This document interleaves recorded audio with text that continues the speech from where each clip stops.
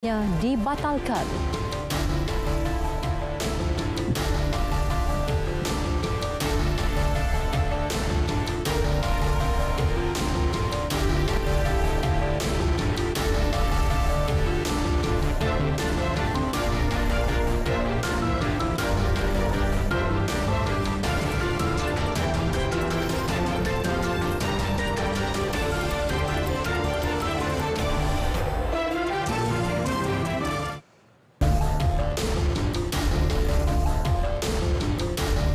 Kebajikan golongan miskin, terutama miskin tegar, akan terus jadi keutamaan kerajaan perpaduan. Tegas Perdana Menteri Datuk Seri Anwar Ibrahim, kerajaannya sentiasa terbuka bekerjasama dengan semua pihak termasuk kerajaan negeri di bawah blok pembangkang demi kesejahteraan rakyat. Dan saya sampaikan bahawa pendekatan kita soal kebajikan kita panggil program Rahmah. Itu akan kita jadikan tema dalam semua program bantuan rakyat miskin, terutama miskin tegar, yang menjadi keutamaan kita dalam pentadbiran keluarga sekarang. Datuk Seri Anwar mengadakan perjumpaan bersama Ketua Jabatan dan Pegawai Kanan Persekutuan di Universiti Malaysia Terengganu. Beliau mengingatkan Pegawai Kanan dan Ketua Jabatan Kerajaan Persekutuan agar meningkatkan usaha dan tahu keutamaan ketika berkhidmat kepada rakyat.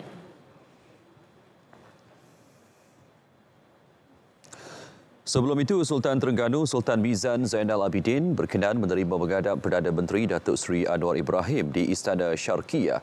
Kenderaan Proton Perdana yang membawa Datuk Seri Anwar dilihat masuk ke perkarangan Istana Syarqiyah pada 10.27 pagi dan meninggalkan istana kira-kira sejam kemudian. Sesi menghadap Sultan Mizan itu yang pertama buat Datuk Seri Anwar sejak dilantik sebagai Perdana Menteri pada 24 November tahun lalu. Tiada kompromi soal keselamatan dan kesejahteraan atlet, khususnya yang masih muda. Atas faktor itu, lesen jurulatih pasukan bola tampar wanita Melaka bawah 14 tahun yang menampar dua pemainnya dibatalkan. Menurut Menteri Belia dan Sukan Hana Yeoh, jurulatih itu yang juga seorang guru tidak lagi dibenarkan menjadi jurulatih sukan tersebut termasuk untuk murid sekolah. Beliau berkata Majlis Sukan Negara dan Persatuan Bola Tampar Malaysia MAVA telah memutamatkan siasatan insiden itu dan sebulat suara memutuskan jurulatih itu sepatutnya hilang kelayakan menjadi jurulatih. Pihaknya juga menyedari terdapat keperluan untuk semua jurulatih kepada murid sekolah mempunyai lesen kejurulatihan Skim Pelesenan Kebangsaan SLLK dan Skim Persijilan Kejurulatihan Kebangsaan SPPK.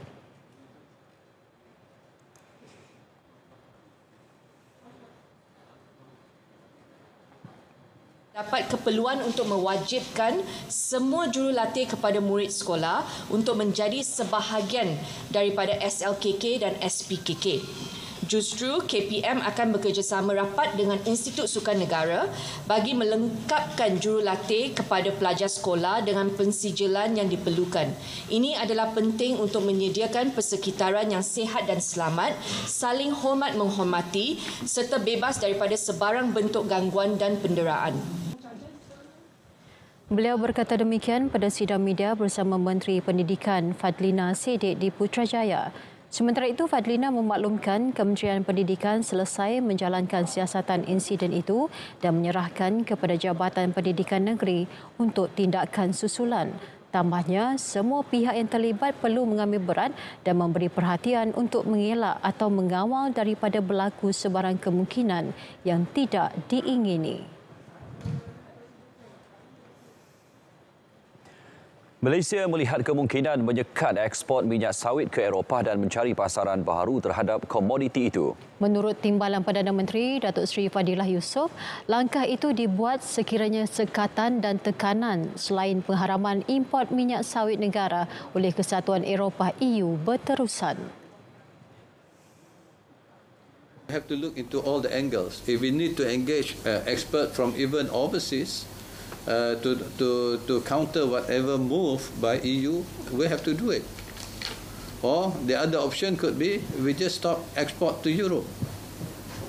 just focus on other countries. If they're giving us all the difficult time to export to them, but which we believe, as far as industry players in Europe are concerned, they will still import our palm oil products because they're in need of it. Beliau merasmikan seminar tinjauan dan pandangan ekonomi minyak sawit 2023 di Putrajaya. Datuk Seri Fadilah yang juga Menteri Perladangan dan Komoditi memaklumkan Malaysia dan Indonesia komited untuk mengukuhkan kerjasama bagi menangani isu terbabit. Sementara itu, pasaran minyak sawit Malaysia dijangka kekal mantap dan kompetitif tahun ini ekoran permintaan berterusan oleh negara-negara pengimport. Menurut Datuk Seri Fadilah, ekspor minyak sawit tahun ini dijangka mencecah 16.30 juta tan berbanding 15.72 juta tan tahun lalu. Ini disebabkan kita jangkakan permintaan daripada negara-negara pengimport akan meningkat. That's why it contribute peningkatan sedikit pada ekspor kita. Dijangkakan pengeluaran lebih baik pada tahun 2023 dengan pembukaan sempadan kepada pekerja asing dan juga langkah-langkah memudahkan pengambilan pekerja yang baru diumumkan. Baru ini sudah pasti kita akan dapat meningkatkan kadar kerja dan dengan itu pengeluaran pun akan dapat ditingkatkan itu. Menghapuskan aktiviti kartel dan penyalahgunaan kuasa monopoli jadi keutamaan Kementerian Perdagangan Dalam Negeri dan Kos Sara Hidup KPDN. Menterinya Datuk Seri Salahuddin Ayub berkata kegiatan itu sudah terlalu lama dan tiba masanya untuk dihentikan. ICC has so far included various positions of cartels and monopolies that has resulted in issuing an estimate of RM 175 million of financial penalties. This track record must continue. Cartels and monopolies must not be allowed to exist, affecting higher cost of living as they disrupt the competition in the market for the benefits of business enterprises. Beliau berucap merasmikan siri kuliah kedua Profesor Richard Wish tentang penggabungan dan ekonomi digital dalam Undang-Undang Persaingan di Ibu Negara. Ujarnya Suruhanjaya Persaingan Malaysia MYCC akan fokus mewujudkan penguatkuasaan kawalan penggabungan kerana kini ia tiada dalam Undang-Undang Persaingan di Malaysia. Siasatan terperinci akan dibuat susulan dakwaan peniaga mengenakan caj tersembunyi untuk penjualan telur ayam. Timbalan Menteri Perdagangan Dalam Negeri dan Kos Sara Hidup KPDN, Fuziah Salih berkata, maklumat awal mendapati peniaga berbuat demikian kerana terpaksa menanggung kos yang tinggi. Tegas beliau, caj tambahan tidak wajar kerana telur ayam berada di bawah harga kawalan. Namun KPDN ambil maklum terdapat sesetengah kedai runcit menerima harga tinggi daripada pembekal menyebabkan mereka terpaksa menjual pada harga mahal.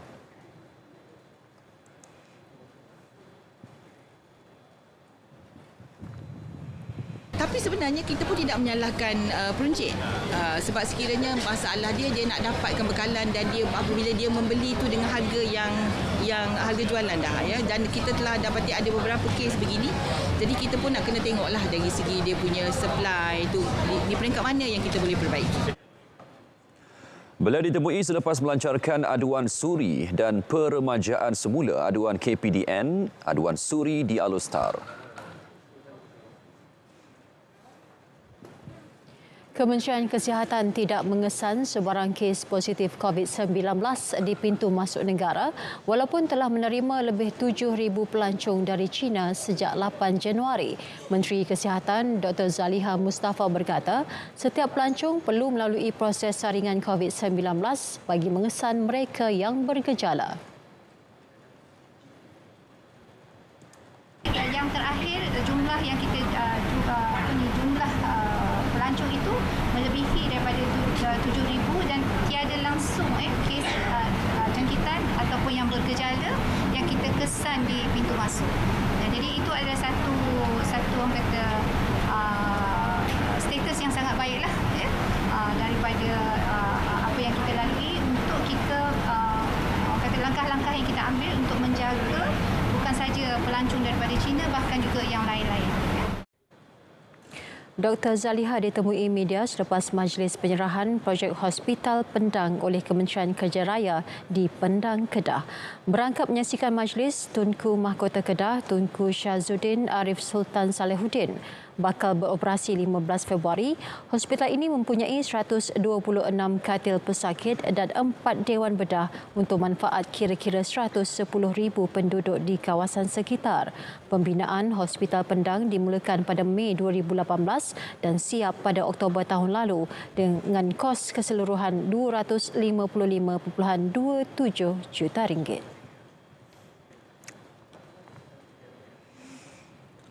Usaha menangani isu perubahan iklim yang mencetuskan kejadian banjir di negara ini jadi agenda utama Kementerian Sumber Asli Alam Sekitar dan Perubahan Iklim NRECC. Menurut menterinya, Nik Nazmi Nik Ahmad, pihaknya komited mencari penyelesaian isu tersebut yang membelenggu rakyat. Setiap komitmen kerajaan akan diteliti secara terperinci untuk memerangi perubahan iklim dan impaknya.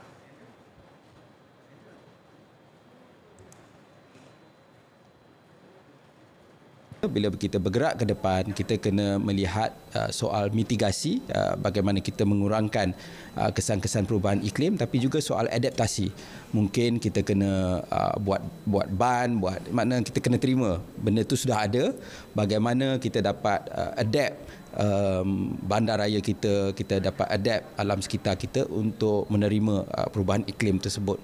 Jadi ini perkara yang sangat besar, ia melibatkan jumlah wang yang besar, tetapi paling penting ialah kena ada satu perubahan ataupun anjakan paradigma di peringkat pembuat dasar untuk berdepan dengan cabaran-cabaran ini. Tegasnya kerajaan perlu telus dan berani menegakkan kebenaran dalam menangani pelbagai isu. Malah rakyat berhak diberi penjelasan berfakta agar tidak timbul salah faham. Bila ditemui selepas menjadi tetamu slot Alpha di Konti Nasional FM di Wisma Radio Angkasa Puri Kota Media. Kita insya-Allah akan menghindari isu-isu yang boleh merenggangkan dan meretakkan hubungan, kerana saya mahu hubungan Malaysia-Indonesia itu agak kategorinya special. Jadi soal TKI ini yang mengguris perasaan ramai rakyat Indonesia, bukan saja pemerintah. Penyelesaiannya harus lebih menyeluruh untuk memastikan kerja-kerja agensi pekerja ini harus hanya sekadar facilitate dan permudahkan dan tidak hanya mengambil keuntungan berlebihan untuk menekan pekerja di peringkat bawahan. Dan oleh demikian, soal digitalization unit ini sangat penting kerana ia dengan sendirinya akan mengurangkan karenah birokrasi dan keperluan menggunakan terlalu ramai agen.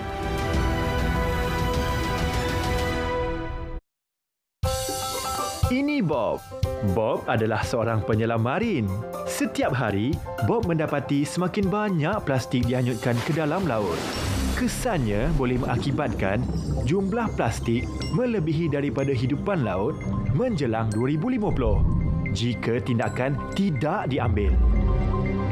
Dianggarkan 50% plastik yang dihasilkan adalah plastik sekali guna dan 13 juta tan plastik dihanyutkan ke laut.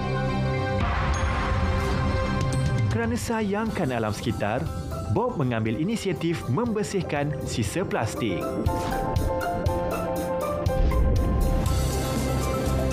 Kita semua boleh memainkan peranan dalam menjaga alam sekitar.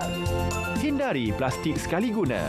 Untuk maklumat lanjut, sila layari laman sesawang berikut.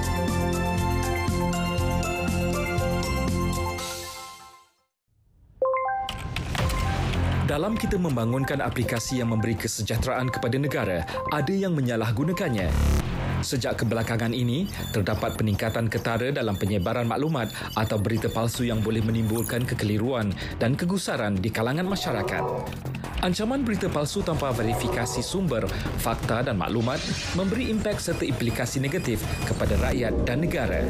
Sebarang penyebaran berita palsu akan dikenakan tindakan undang-undang serta didakwa mengikut Seksyen 505 Kanun Kesiksaan dan Seksyen 233 Akta Komunikasi dan Multimedia 1998. denda maksimum RM50,000 atau penjara tidak melebihi 1 tahun atau kedua-duanya dan juga denda selanjutnya setiap hari kesalahan berjumlah RM1,000. Bersama Cegah Berita Palsu, sebar fakta bukan dusta. Tidak pasti, jangan kongsi.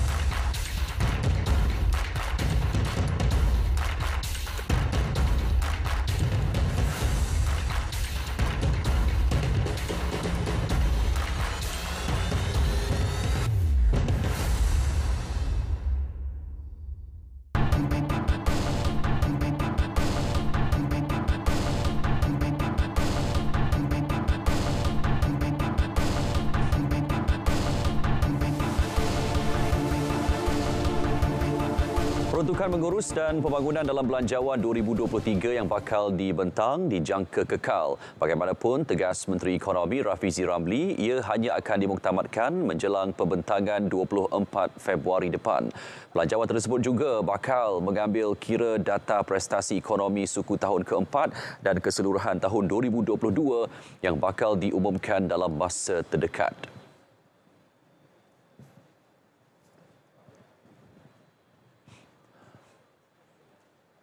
I think Malaysia will perform better than expected for 2022, and of course, we have to take into account that the global economy will be challenging, to say the least. To say that we live in a bubble and it will not affect us is, it's a fairy tale. How much it impacts us, of course, it's a subject that we have to finalize in the next 2-3 weeks in time for the budget. Rafizi optimis prospek pertumbuhan tahun ini selari unjuran dibuat Bank Negara di sebalik ketidaktentuan global. Tumpuan juga kepada penjimatan kos projek pembangunan yang berpotensi memberi kesan gandaan optimum. Rafizi ditemui pada pelancaran platform perkongsian data terbuka Open DOSM Next Gen oleh Jabatan Perangkaan di Putrajaya. Yayasan Veteran ATM YVATM dan Perbadanan Tabung Pendidikan Tinggi Nasional PTPTN memeterai memorandum bersefahaman dalam usaha menyantuni keperluan pendidikan anak veteran ATM. Ketua Eksekutif PTPTN Ahmad Dasuki Abdul Majid optimis kerjasama itu akan memaksimumkan fungsi dan peranan kedua-dua agensi agar dapat dimanfaatkan untuk kepentingan masyarakat, terutama dalam penabungan untuk pendidikan tinggi. PTPTN akan menerima sumbangan berjumlah RM1 juta daripada Yayasan Veteran ATM melalui program insentif simpanan anak veteran ATM. Seramai 1,000 anak veteran ATM yang lahir pada tahun 2022 akan menerima sumbangan dalam bentuk akaun simpan SSBN Prime yang berjumlah RM1,000 setiap seorang. Beliau berkata demikian ketika berucap pada majlis MOU antara PTPTN dan YVATM di Ibu Negara. Sementara itu, Ketua Pegawai Eksekutif YVATM, Major Jeneral Zamri Jeffrey Darus berkata, bantuan RM1,000 itu akan memastikan anak-anak dapat membiayai kos melanjutkan pengajian ke institusi pengajian tinggi selepas berumur 18 tahun.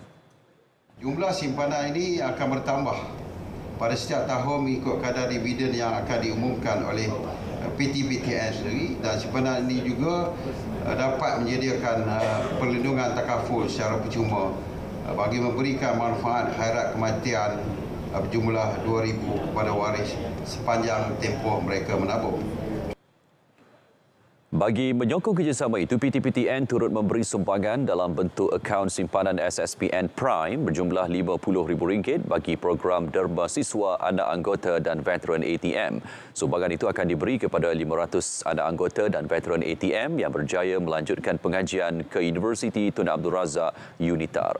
Menerusi MOU yang dimeterai hari ini, PT-PTN dan YVATM bersetuju untuk mengadakan kolaborasi dalam pelbagai program untuk manfaat kaki tangan serta tanggungan keluarga dan masyarakat.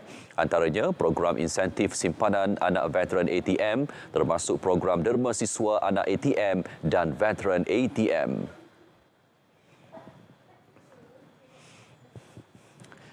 Capital A Berhad optimis mampu keluar daripada status PN17 akhir tahun ini. Ketua Pegawai Eksekutifnya Tan Sri Tony Fernandez berkata ia dapat dicapai berikutan permintaan perjalanan yang meningkat semula pasca pandemik COVID-19.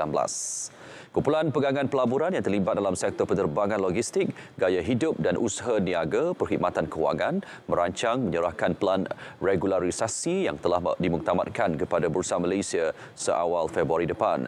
Capital A memasuki senarai PN17 Bursa Securities kategori bagi entiti yang berdepan masalah kewangan pada Januari 2022. Dalam pada itu, Tan Sri Tony berkata tumpuan utama ketika ini untuk menerbangkan kesemua pesawatnya sekali lagi dan menjangka dapat mencapai paras seperti sebelum COVID-19 pada Julai depan bagi semua pasaran.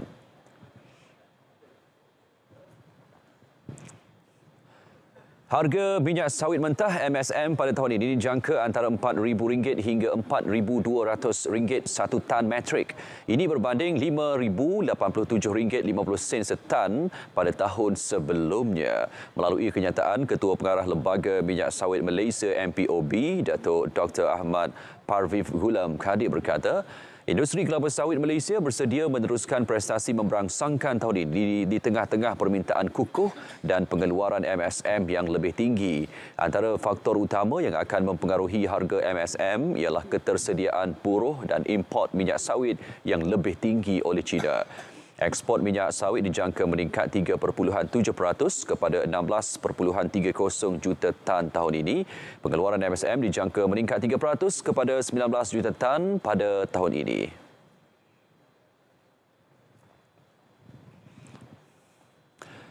Pertubuhan Keselamatan Sosial Perkeso dan Yayasan Pembangunan Ekonomi Islam Malaysia YAPIM menjalin kerjasama memperluas pelindungan keselamatan sosial kepada masyarakat. Ketua Eksekutif Perkeso, Datuk Seri Dr. Muhammad Azman Aziz Muhammad berkata, ia bakal memanfaatkan golongan sasar dan membudayakan amalan berinfak.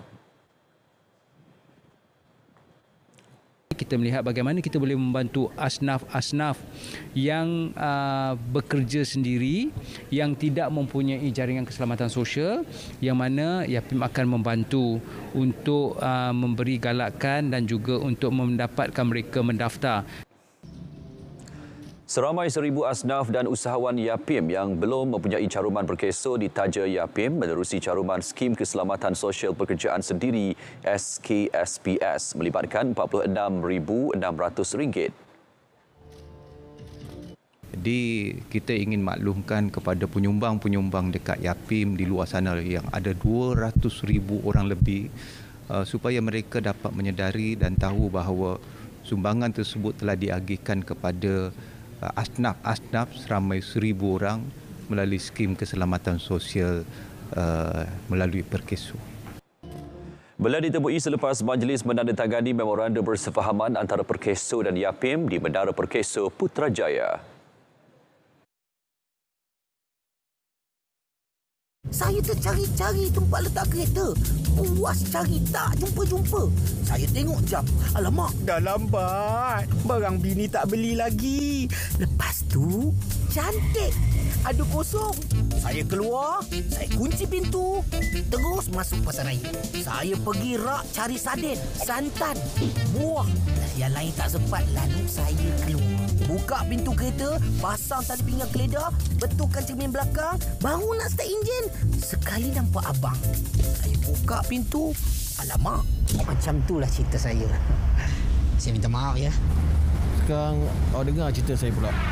Tadi saya pun dari dalam. Lepas tu saya dapat mesej mak saya tenat. Saya pun nak cepat. Saya tak boleh masuk kereta. Macam mana saya nak masuk? Kereta awak halang pintu saya. Saya minta maaf sekali lagi ya. Kenapa perkara begini dah menyebabkan kami OKU tidak berupaya?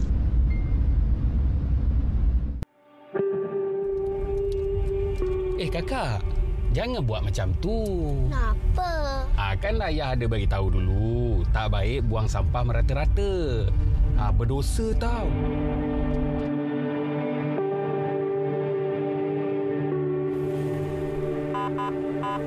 Kena dah.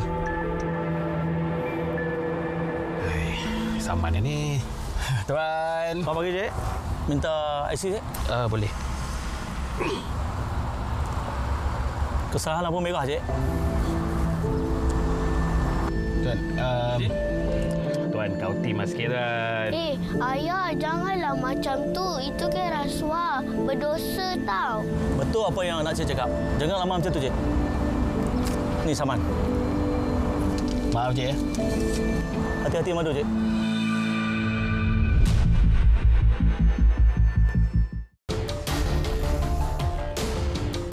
Bersua kembali.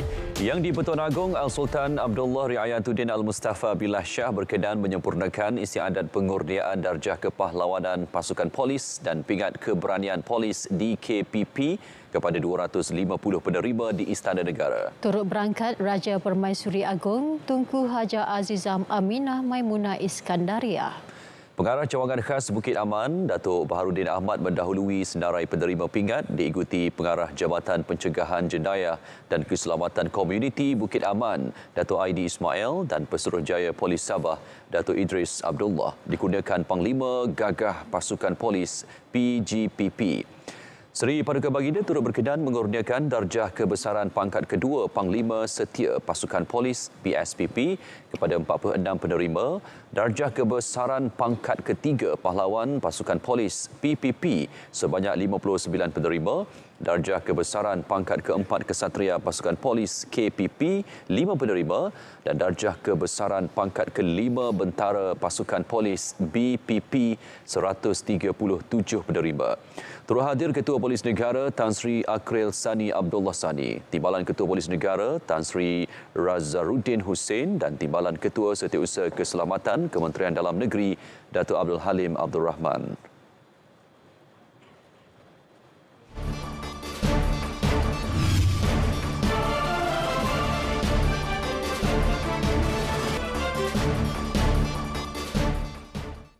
Assalamualaikum dan salam perpaduan. Baiklah, pada ketika ini, rantau negara masih lagi menerima pengaruh angin daripada pelbagai hala dengan kelajuan yang agak lemah, iaitu sekitar 10 hingga 30 km sejam. Namun demikian, di Laut Sulu, kelajuan angin adalah agak kencang, iaitu boleh mencapai sehingga 50 km sejam. Oleh itu, Malaysia masih lagi mengekalkan amaran angin kencang dan laut bergelora kategori pertama bagi kawasan perkapalan Sulu dan juga kawasan perairan Sabah Timur. Amaran ini dijangka akan berkuat kuasa sehingga 14 Januari nanti. Dan di sepanjang tempoh ini, keadaan ini masih lagi berbahaya kepada aktiviti buk-buk kecil, sukan serta rekreasi laut. Baiklah, berdasarkan paparan imej gema radar terkini, hujan beserta ribut petir kini masih lagi berlaku melibatkan hampir ke semua negeri di semenanjung Malaysia. Namun lebih tertumpu di pedalaman negeri Perak serta negeri Terengganu. Keadaan ini dijangkakan akan beransur reda menjelang lewat malam nanti. Bagi Sabah dan juga negeri Sarawak, hanya hujan renyah yang kini diperhatikan di Sandakan dan juga Tawau di negeri Sabah. Manakala hujan beserta ribut petir kini diperhatikan di bahagian Mukah, Bintulu dan juga Sibu di negeri Sarawak. Manakala bagi lain kawasan tiada hujan yang dicerap buat masa ini. Dan keadaan hujan yang berlaku pada ketika ini dijangkakan akan beransur reda tidak lama lagi. Baiklah, sekian sahaja laporan cuaca untuk malam ini. Sekarang kita lihat ramalan cuaca bagi bandar-bandar utama di seluruh Malaysia. Sekian saya Wani Yahya. Assalamualaikum.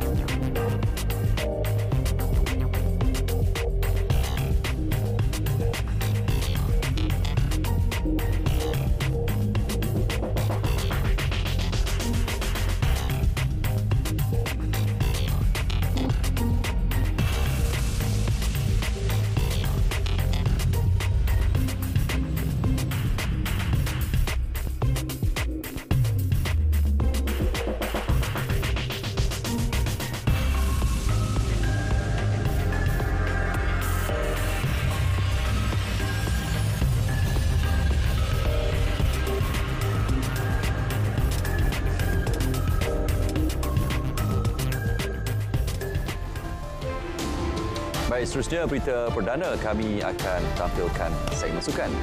Bersama dengan Nazri Fahmi dalam edisi sukan. Silakan. Ong Yee Sin Teo Yee beri kelegaan peminat negara. Spirit Tigers enggan panik.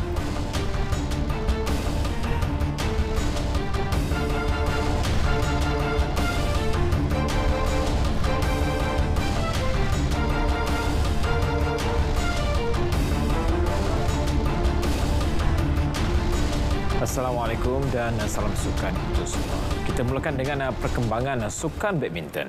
Bergu lelaki negara Ong Yee Sin dan Teo Yee memberi sedikit kelegaan buat peminat badminton negara apabila menjadi wakil Malaysia pertama mengesahkan kemarahan ke pusingan suku akhir kejohanan terbuka Malaysia 2023. Pasangan negara itu marah setelah menumpaskan lawan dari Taiwan Lu Qingyao dan Yang Punhan dalam pertarungan 3 set di Axiata Arena Bukit Jalil hari ini.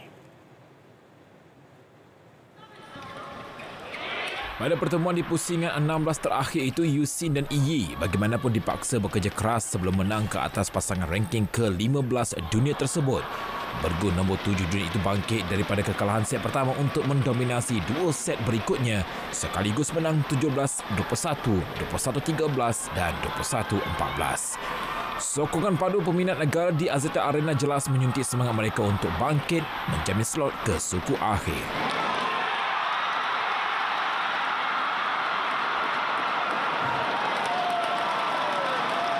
Home kita lah. Ini yang buat mungkin ada something different. Mungkin ini lebih cheers up kita. Ya, buat kita boleh jadi main lebih bagus, lebih concentrate lagi.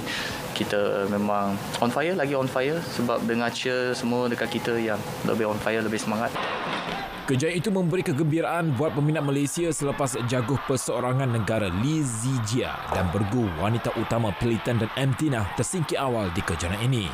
Yee Sin dan Yee bagaimanapun bakal berdepan lawan sukar apabila diundi bertemu bergu nombor 1 dunia dari Indonesia Muhammad Rian Adrianto dan Fajar Alfian di suku akhir petang esok.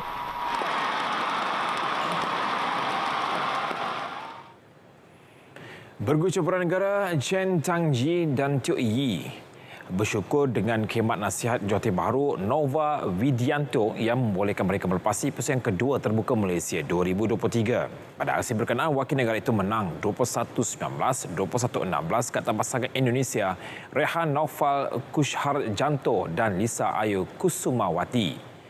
Jelas Tanji, sepanjang pertemuan dengan pasangan di ranking ke-12 itu, nasihat Nova banyak membantu mereka memandangkan jurulatih itu sebelum ini pernah melatih pemain Indonesia berkenaan.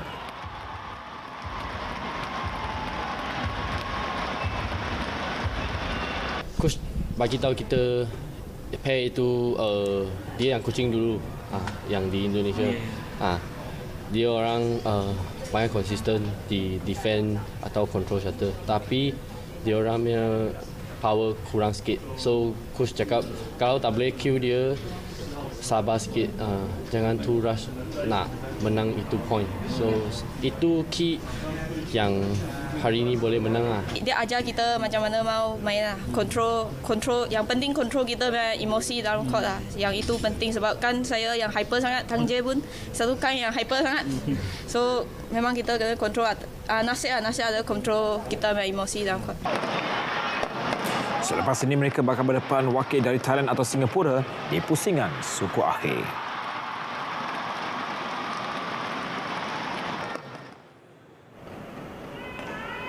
Dalam pada itu, beberapa lagi wakil negara gagal meneruskan cabaran selepas tersingkir kepada lawan masing-masing hari ini.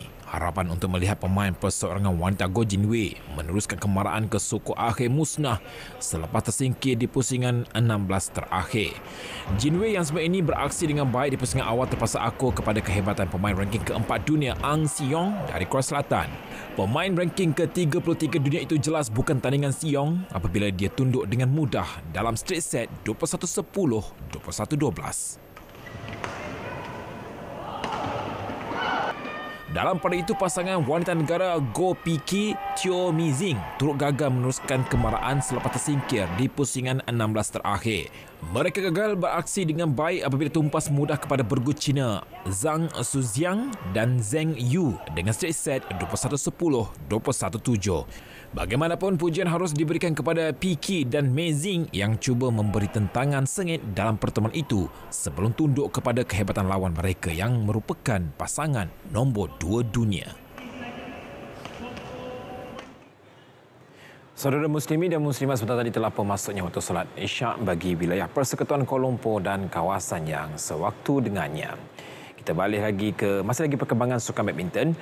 Jurang yang besar di antara pemain wanita negara dengan lawan dalam kelompok utama dunia menjadi sebab wakil negara gagal menyelah dalam terbuka Malaysia kali ini. Perkara itu diakui sendiri pemain perseorangan negara Goh Jin Wei selepas tersingkir daripada kejohanan ini.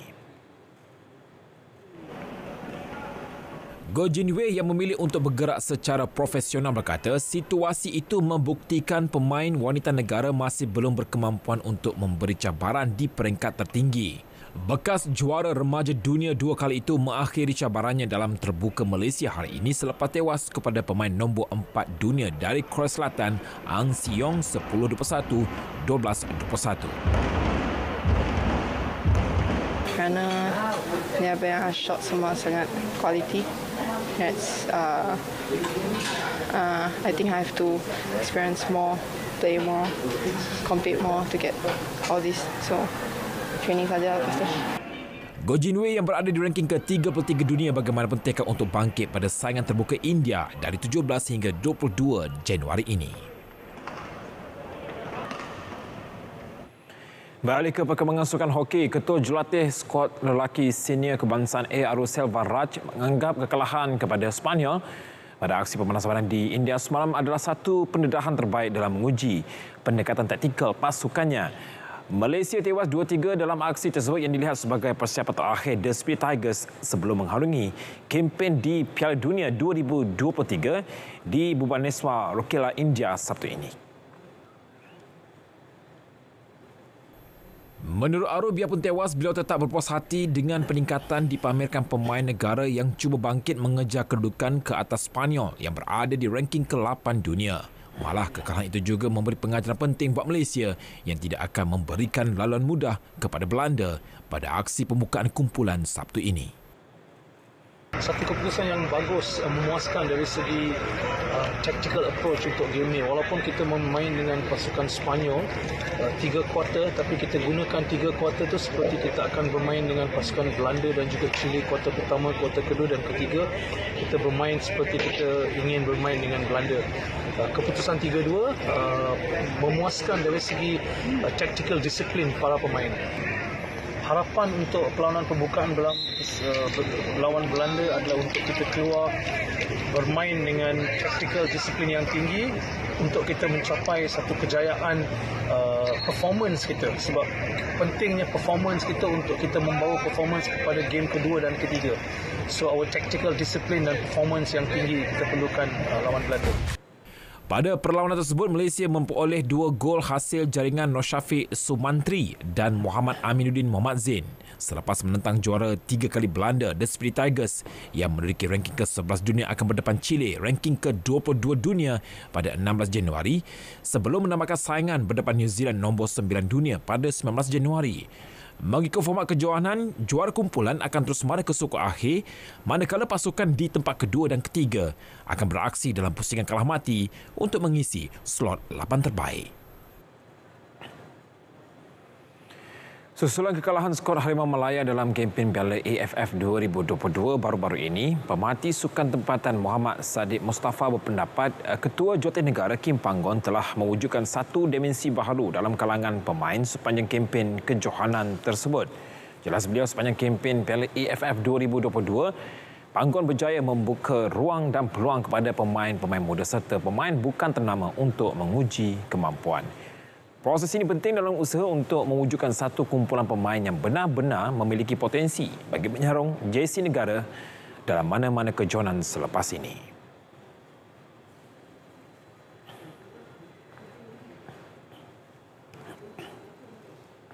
Ini menunjukkan pasukan Malaysia tidak ketandusan pemain seperti mana yang coach-coach terdahulu tertumpu kepada pemain-pemain yang diberi gelaran bintang itu.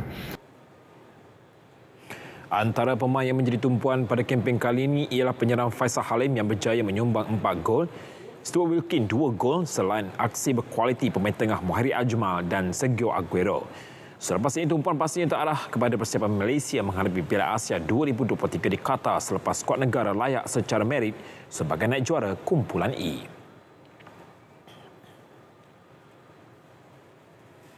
Aksi Piala Liga Inggeris EFL, Manchester City gagal melangkah ke peringkat separuh akhir selepas kecundang 0-2 kepada Southampton awal pagi tadi. Dalam perlawanan tersebut, Southampton mempamerkan aksi cemerlang dengan memanfaatkan kelebihan beraksi di laman sendiri. Gol awal permainan Murshid Komara pada minit ke-23 meletakkan tuan rumah di depan. Musa Jenipo kemudian menjadikan kedudukan 2-0 buat Southampton pada minit ke-28 sekaligus menambah tekanan kepada City. Babak kedua berlangsung dengan lebih sengit. City cuba bangkit dengan beberapa gerakan berbahaya namun gagal mendapatkan jaringan. Kemenangan Southampton itu menyaksikan klub tersebut melangkah ke separuh akhir. Mereka bakal menentang Newcastle United pada aksi separuh akhir pertama 24 Januari ini.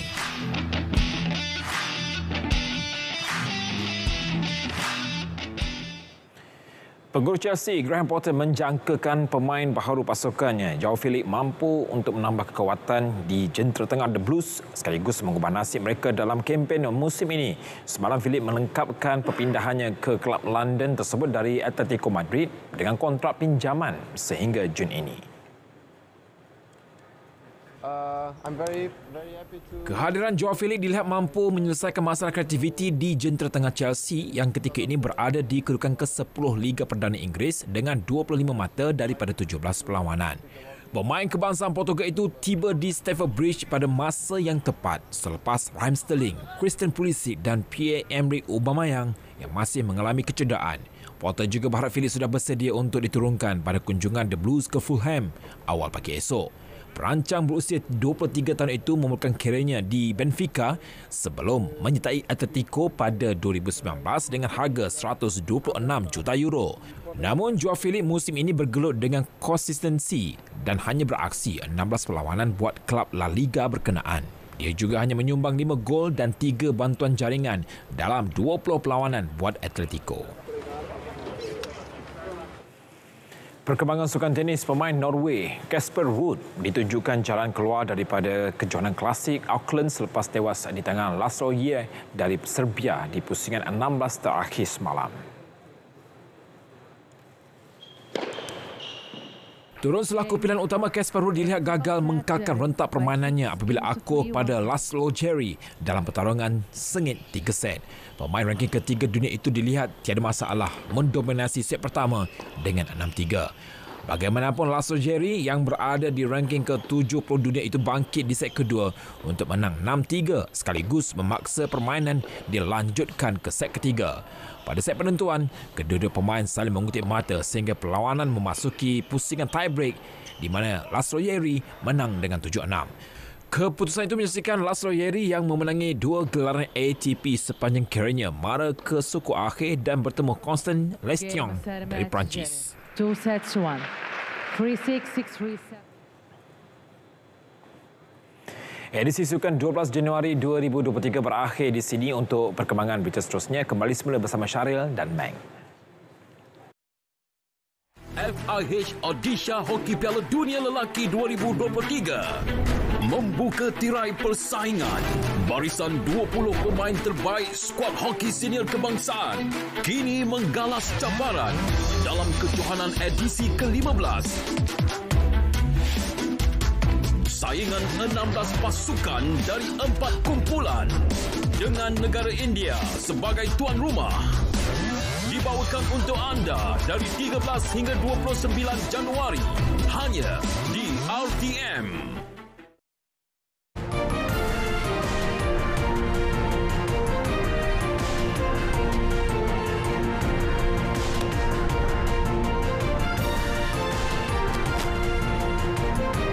Masih bersama berita perdana. Serangan bom nekat di Kabul menyebabkan 5 orang maut. Manakala 40 yang lain cedera. Saksikan dalam rangkuman luar negara.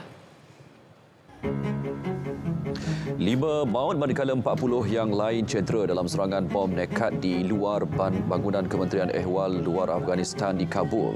Jurucakap Taliban berkata serangan pukul 4 petang waktu tempatan itu berlaku ketika pengebom cuba menceroboh masuk namun gagal. Menurut laporan media, satu rombongan dari China dijadual mengadakan rundingan dengan pegawai Afghanistan ketika serangan. Setakat ini, kumpulan Daesh wilayah Khorasan mengaku bertanggungjawab. Di tebing barat, seorang pemuda Palestin maut ditembak kerana didakwa menikam dan mencederakan seorang warga Israel. Tentera dan Perkhidmatan Kecemasan berkata itu tragedi kedua daripada 2 kes maut yang berlaku semalam. Mangsa ditembak oleh orang awam dan kejadian tidak melibatkan tentera rejim. Ketika ini, kerajaan haluan kanan baharu diketuai Benjamin Netanyahu dikuatiri meningkatkan kegiatan ketenteraan di tebing barat. Lebih 150 pertubuhan mengutus surat menggesa Presiden Amerika Syarikat Joe Biden menutup ken tahanan di Teluk Guantanamo, Cuba. Surat ditandatangani pertubuhan yang terlibat aktiviti hak asasi manusia antarabangsa, hak pendatang, keadilan perkauman dan memerangi diskriminasi anti-Muslim. Biden diminta tidak melengahkan penutupan pusat tahanan itu dan bertindak adil terhadap tahanan lebih 2 dekad tanpa perbicaraan adil. 780 tahanan ditempatkan di kem yang dikenali sebagai Gitmo sejak ia dibuka.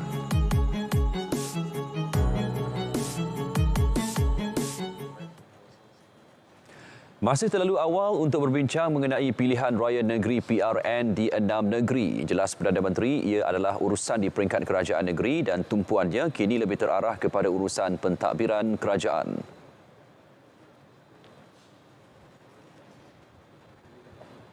Kita akan bincang, dia terlalu awal. Bagi saya dalam setelah sebulan 2 ini hanya tumpu soal kerja, belum lagi bincang soal PRN.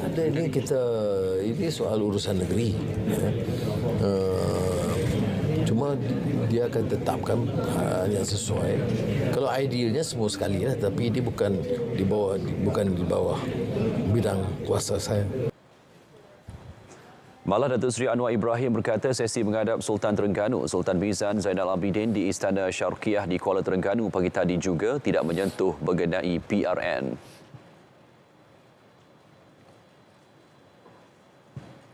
Kepimpinan tertinggi UMNO terbuka dalam meraikan perbezaan pendapat dalam kalangan ahli-ahli parti. Justru Presidennya Datuk Seri Dr. Ahmad Zahid Hamidi berkata riset kepimpinan boleh dilakukan demi mengelak perpecahan. Yang berbeza. Saya mempunyai pendirian dan keyakinan lebih baik kita bersama-sama untuk melakukan perubahan-perubahan secara drastik jika ada dengan segera. Itu sebabnya semalam saya menyatakan bahawa besok pada hari Jumaat dalam ucapan dasar saya akan menggariskan hala tuju baru UMNO yang menjadi tulang belakang pada Barisan Nasional untuk menghadapi PRN, PRU dan lain-lain gerakan massa yang harus mendakat semula sokongan akar umbi dan mereka yang tidak berparti supaya dapat bersama-sama memahami dan akhirnya mendukung serta menyokong UMNO dan Barisan Nasional.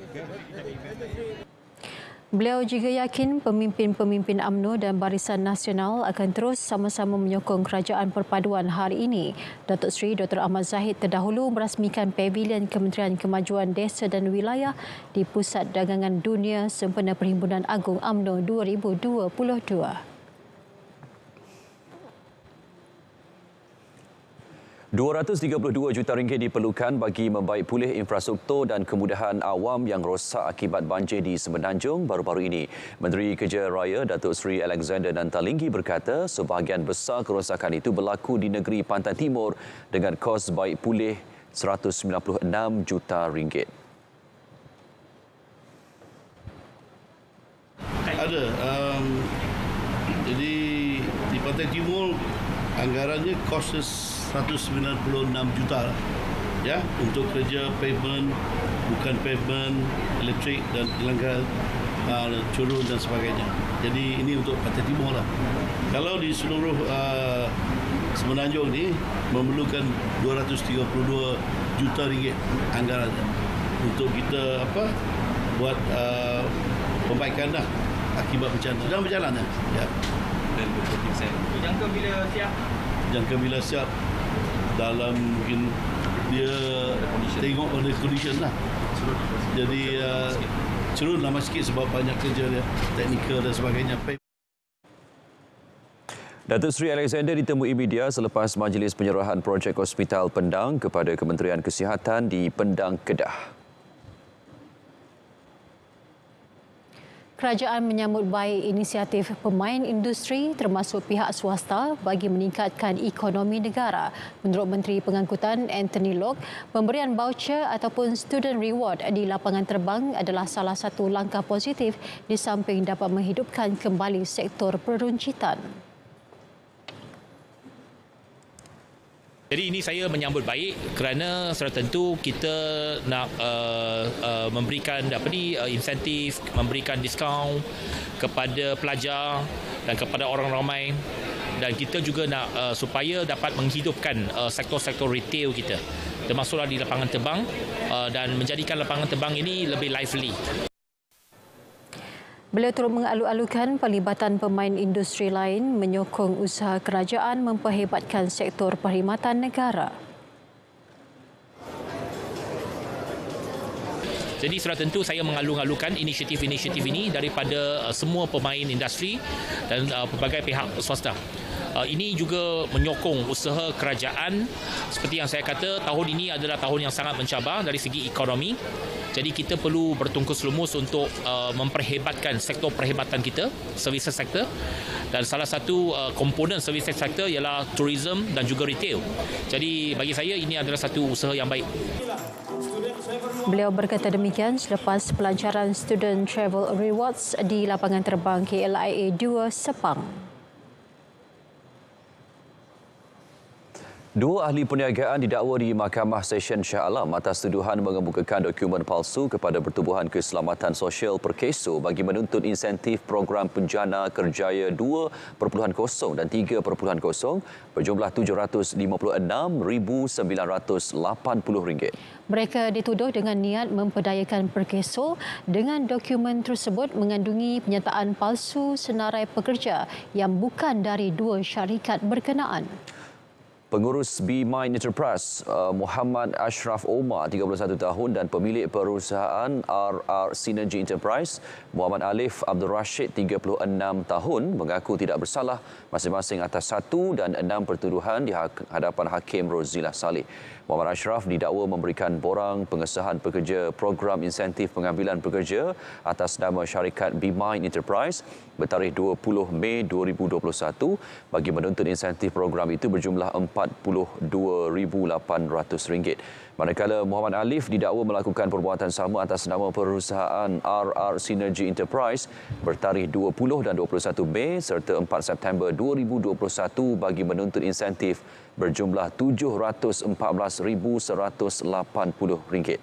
Pertuduhan mengikut Seksyen 18 Akta Suruhanjaya Pencegahan Rasuah Malaysia SPRM 2009 dan boleh dihukum di bawah Seksyen 24/2 Akta yang sama.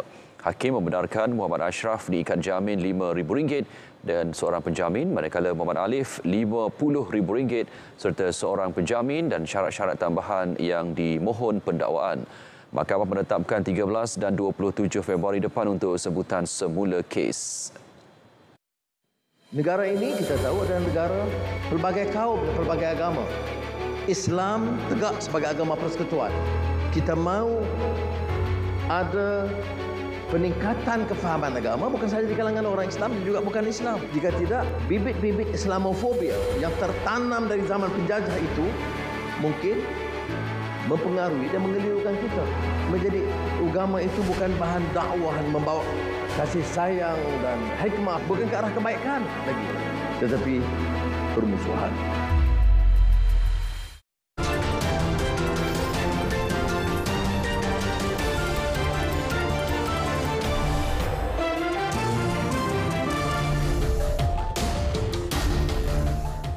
Sikap tidak sabar nyaris menyebabkan nyawa melayang. Apa kisahnya? Saksikan dalam hashtag.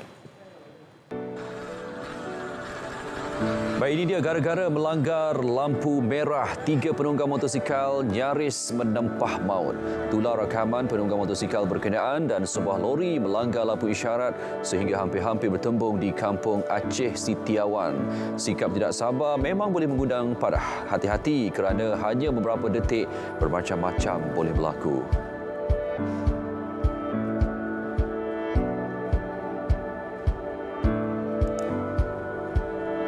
Usah meletakkan had usia untuk mencapai impian. Itulah dibuktikan warga emas berusia 102 tahun yang menyertai acara larian di sebuah bandar di Jepun. Beliau bukan berlari untuk menang, sebaliknya kemenangan yang dicari ialah mencapai kepuasan tatkala berjaya mencecah garisan penamat. Sepanjang larian, para penonton tidak berhenti memberi sokongan. Gelagat haiwan-haiwan comel sering membuat kita terpesona. Aksi riang 2 ekor rakun bersama seekor anjing peliharaan bermain buih belon mencuit hati. Sambil terlompat-lompat, rakun berkenaan jelas gembira dan menikmati keseronokan bermain buih dengan cuba memecahkan buih-buih belon tersebut.